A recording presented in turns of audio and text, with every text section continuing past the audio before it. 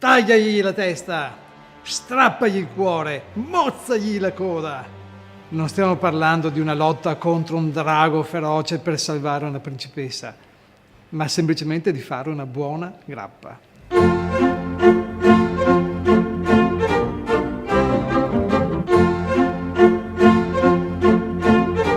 In effetti, tagliare la testa e la coda per selezionare il cuore è una delle parti più importanti del processo della distillazione. Che cosa significa in buona sostanza?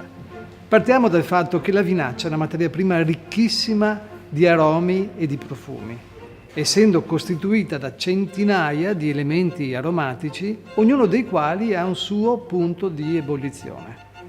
Per comodità li possiamo distinguere in 3 categorie: i cosiddetti elementi aromatici basso bollenti, ossia quelli che hanno un punto di ebollizione inferiore a quello dell'alcol etilico, che è di 78,4 gradi.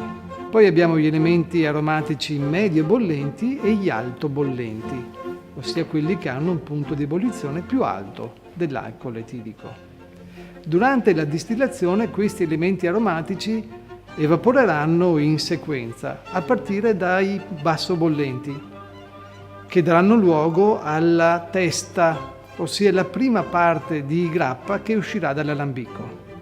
Essendo questi elementi aromatici molto volatili, la testa ha una nota aromatica che ricorda l'acetone, una nota di vernice, di solvente, ed è quindi opportuno che venga separata, che venga tagliata, che venga eliminata. Poi arriverà il cuore, la parte centrale, che è ricca di alcol etilico e di tutti quegli elementi aromatici gradevoli che ricordano i profumi dell'uva da cui ha avuto origine la grappa.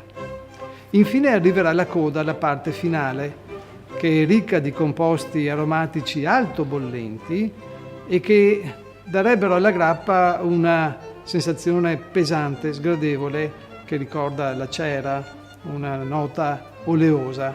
È quindi opportuno che anche la coda venga scartata in abbondanza per ottenere una grappa di qualità.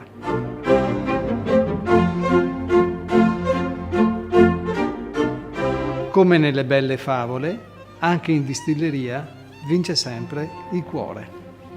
Buona grappa a tutti!